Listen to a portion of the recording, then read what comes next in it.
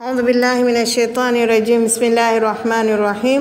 الحمد لله والصلاة والسلام على رسول الله محمد صلى الله عليه وسلم. Ndugu zangu katika imani, assalamu alaikum wa rahmatullahi wa barakatuh.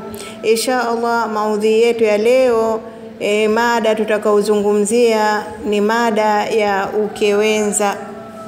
Kwa nini tumezungumza au kwa nini nimeamua kuitoa hii mada ya ukewenza? Kwa sababu ni mada ambayo wanawake wengi hatuipendi, hatutaki kuisikiliza, lakini mimi na waombeni tu kina mama tuisikilizeni mada hii ili tupate faida kutoka kwa Allah subhanahu wa ta'ala. Kwanza hebu tusikilize, limadha abaha Allahu ta'ala taadduda. Kwa nini Allah subhanahu wa ta'ala amehalalisha kuoa mke zaidi ya mmoja? Jambo la kwanza, wallahu ta'ala kad abaha taadduda limaslahati almar'a. Jambo la kwanza, kwa ajili ya maslahi ya wanawake, fi adami hirmaniha min zawaji, kwa kukosa kuolewa. Tubayinu min khilali al-ihsaiyya, na inabainisha katika upande wa udhibiti wa hesabu, anna adada nisai aktharu min ar-rijali, kwamba idadi ya wanawake ni wengi kuliko wanaume. Kwa maana jambo la hisabu katika idadi ya maumbile ya viumbe vya Allah subhanahu wa ta'ala, basi wanawake ni wengi zaidi kuliko wanaume. Falau anna kullu rajulin tazawaja imra'atan wahida, lau kila mwanaume angalioa mke mmoja, fahadha yani anna minan nisa'i min man satabaka bila zauji. Hili linaonesha kuwa wapo baadhi ya wanawake watakaoishi bila ya waume, yani bila ya kuolewa. Mimma yaudu bidharari alaiha wa ala almujtamai, kwa hivyo yatarudi madhara kwa mwanamke na kwa jamii vile vile. Jambo la pili, taaddudi sababu litakthiri al-umma. Vile vile kuoa mke zaidi ya mmoja ni kwa sababu ya kuongezeka kwa umma. Wa ma'lumun annahu la tahsulu al-kathratu illa bizawaji, na ni jambo lenye kujulikana kuwa haiwezekani kupatikana jamii iliyo bora ya watu wengi ila kwa sababu ya kuoana. Rasul sallallahu alaihi wasallam amesema, tanakahu takatharu, oaneni ili mpate kuwa wengi, fa inni abahi, kwa hakika mimi nitajifakharisha, bikumul umama yaumal qiyama, kwa umma wangu siku ya kiyama. Jambo la tatu, walimaslahati al-ummati bikathrati nasliha, na kwa ajili ya maslahi ya umma ili kiwe kingi kizazi chake. Fahuwa tashri'u min hakimin khabir, hii ni sheria inayotoka kwa Allah mwenye hekima, alikuwa mwenye hekima kubwa. La yat'anu fihi, haitii makosa sheria hiyo, illa kullu fajirin wa kullu athimin wa kullu dhalimin, isipokuwa mtu muovu mwenye dhambi aliyekuwa dhalimu. Kina mama wa Kiislamu, kwa nini tunakubali kuingia katika udhalimu? Kwa nini tunakubali kuingia katika dhambi? Kwa nini tunakubali kuingia katika uovu eti kwa kuzikosoa sheria za Allah subhanahu wa ta'ala? Allah subhanahu wa ta'ala anasema katika aya 87 ya surati al-Maida, ya ayyuhalladhina amanu, enyi ambao mmeamini, la tuharrimu at-tayyibati ma ahalla Allahu lakum, msiharamishe vizuri ambavyo alivyokuhalalishieni Allah subhanahu wa ta'ala juu yenu. Wala ta'tadu, wala msiruke mipaka. Inna Allaha la yuhibbul mu'tadin, hakika Mwenyezi Mungu hawapendi wale wavukao mipaka. Kuna baadhi ya watu huwa wanaharamisha mambo ambayo Allah subhanahu wa ta'ala ameyahalalisha kwao. Ndiyo maana Allah subhanahu wa ta'ala anawaambia waumini kuwa msiharamishe vitu vilivyo vizuri vyenye ladha na matamanio katika maisha yenu ya dunia. Maana kujiharamishia kitu alichokihalalisha Allah subhanahu wa ta'ala, huko ni kuruka mipaka, na Mwenyezi Mungu hawapendi wale warukao mipaka. Sharti nyingine la kuoa mke zaidi ya mmoja ni qudratun badaniyatun yatamakkanu biha min aljimai, uwezo wa kimwili utakaomwezesha mwanaume kukidhi matamanio yake. Wa qudratun maliyatun yatamakkanu biha min alinfaqi, na uwezo wa mali utakaomwezesha kutoa huduma. Katika surati An-Nur aya 33 Allah anasema waliyastafifi alladhina la yajiduna nikahan, wala wasijizuilie na machafu wale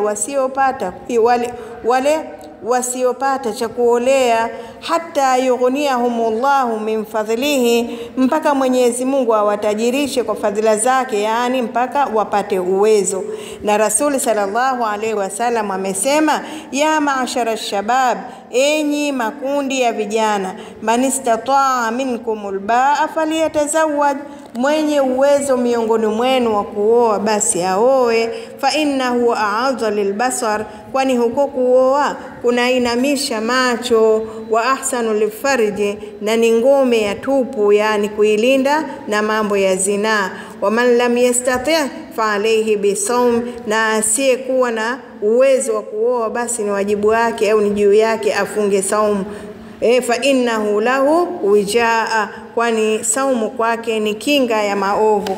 Katika zama hizi tulizonazo utamuona mwanaume uwezo wa kuoa mke zaidi ya mmoja anao, lakini kwa vile anaogopa vita na huyu mke wa kwanza ndio anashindwa kutekeleza lile ambalo Allah subhanahu wa ta'ala amemwamrisha. Kwa hivyo Rasuli sallallahu alaihi wasallam amesema man kana musiran falam yankih falaysa minna, atakayekuwa na wepesi wa kuoa na asioe basi huyo si miongoni mwetu.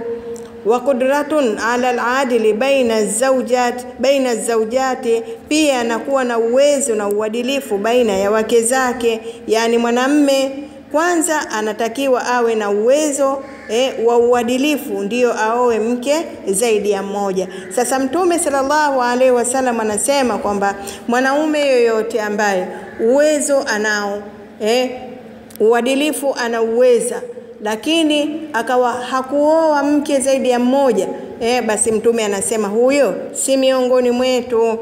Aya ya 3 ya surati An-Nisa'i Allah anasema fankihu ma taba lakum minan nisa'i masna wa thulatha wa ruba, oeni katika wanawake mnaowapenda 2, 3, 4. Fa in khiftum alla ta'dilu fawahidatan, kama hamtaweza kuwafanyia uadilifu basi oeni mmoja.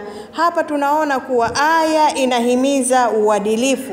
Fa in khafa an la ta'dila baina zawjatihi, ikiwa ataogopa kutofanya uadilifu kati ya wake zake, falaysa lahu an yatazawwaja, basi hafai kwake kuoa mke zaidi ya mmoja.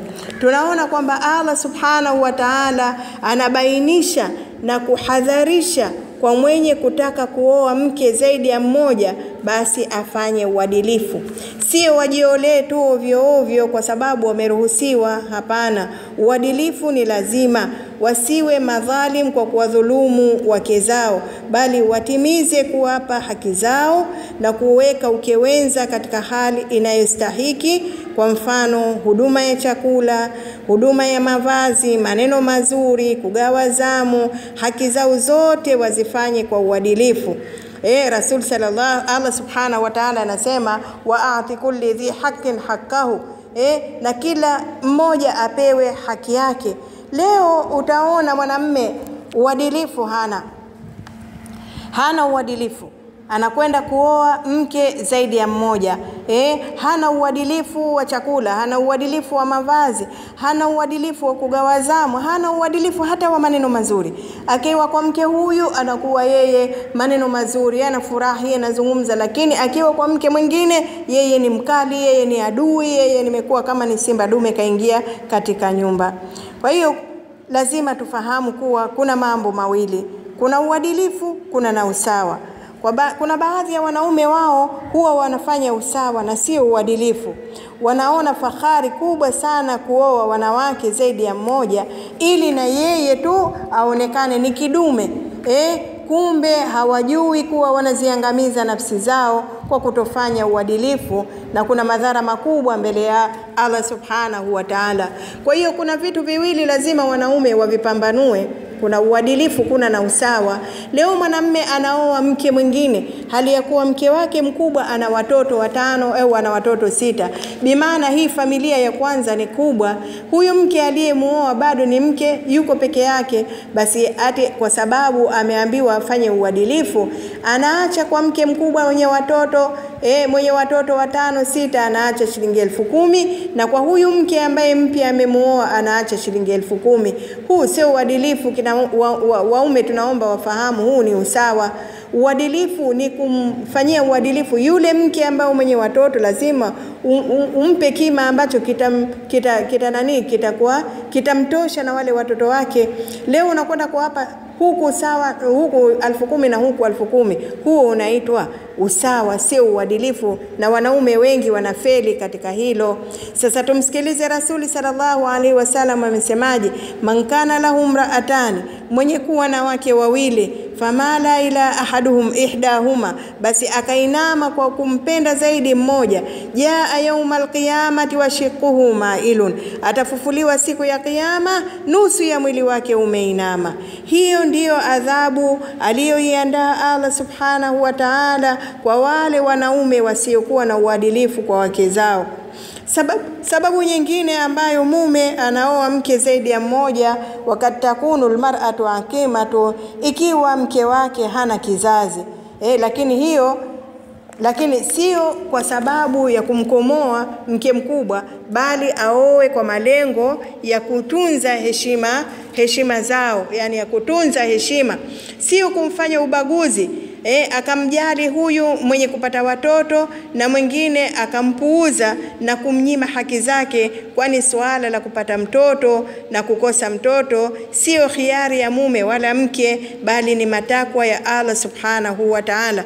Kwa hivyo mume kama atakuwa mke wake mkubwa Mwenyezi Mungu hakumjalia kupata kizazi, basi ameruhusiwa vile vile kuoa mke mwingine, lakini sio kwa ajili ya kumkomoa mke mkubwa au kwa ajili ya kumdharau mke mkubwa. Hilo itakuwa hajafanya uadilifu, hiyo itakuwa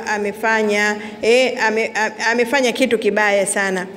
Na vile vile kuoa mke zaidi ya mmoja imeanza kabla ya kuja Rasuli sallallahu alaihi wasallam. Kwa mfano, Nabii Suleimani alikuwa na wake 90 na baadhi ya manabii walikuwa na mke zaidi ya mmoja.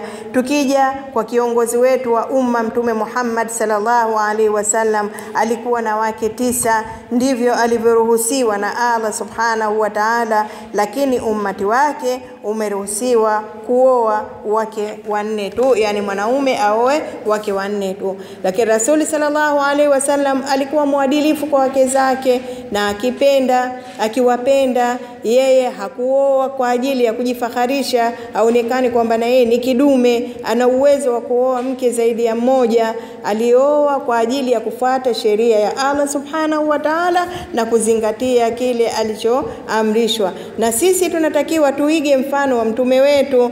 Aya 21 ya surati Al-Ahzab, Allah anasema laqad kana lakum fi rasulillahi uswatun hasana, kwa hakika nyinyi mna mfano mwema kwa mtume wa Mwenyezi Mungu. Na Allah subhanahu wa ta'ala hajiamuli jambo bure tu, lazima linakuwa na hikma ndani yake. Vile vile kuna neema ambayo Allah subhanahu wa ta'ala amewaneemesha wanawake tu, wanaume hawahusiki. Na kuna neema ambayo Allah subhanahu wa ta'ala amewaneemesha wanawake tu, wanaume tu, wanawake hawahusiki. Rasul sallallahu alaihi wasallam amesema atakaposali mwanamke sala zake 5 na akafunga mwezi wake wa Ramadhani, akahifadhi aura yake na akamtii mume wake, ataingia peponi kwa mlango anaoutaka yeye mwenyewe. Hapa unaona kwamba neema hii amepewa wanawake, wanaume hawakupewa hii neema. Mwanamke utakaposali sala zako 5, ukafunga mwezi wako wa Ramadhani, ukamtii mume wako, ukajistiri, basi utaingia kwa mlango unaotaka wa peponi. Na Allah subhanahu wa ta'ala amesema kuambia wanaume, uweni katika wanawake mnaowapenda 2, 3, 4. La kama hamwezi kuwafanyia uadilifu, basi uweni mmoja. Hii ni amri iliyotoka kwa Allah subhanahu wa ta'ala. Aya 36 ya surati Al-Ahzab inasema, waman kana limu'min wama kana limu'minin wala mu'minat, na haiwi kwa muumini mwanamume wala kwa muumini mwanamke, idha kadha Allahu wa rasuluhu amran, Mwenyezi Mungu na mtume wake wanapokata shauri juu ya jambo, ayakuna lahumul khiyaratu min amrihim, wawe na khiari katika shauri hilo. Wa mayasi Allah wa rasulahu faqad dhalla dhalalan mubina, na mwenye kumwasi Mwenyezi Mungu na mtume wake, huyo amepotea katika upotevu mkubwa. Hii ni moja katika sifa za muumini wa kweli, huwa hana khiari ya kulipinga jambo ambalo tayari limeshatolewa hukumu na Allah subhanahu wa ta'ala na mtume wake sallallahu alayhi wasallam. Inshallah ndugu zangu katika imani, hii ni sehemu ya kwanza, lakini tutakuja endelea katika sehemu ya pili ya mada yetu hii ya ukewenza. Naomba kina mama tusichoke mada hii, tuisikilize kwa makini ili tupate faida kutoka kwa Allah subhanahu wa ta'ala. Subhana rabbika rabbil izzati amma yasifun wa salamun ala al mursalin walhamdulillahi rabbil alamin.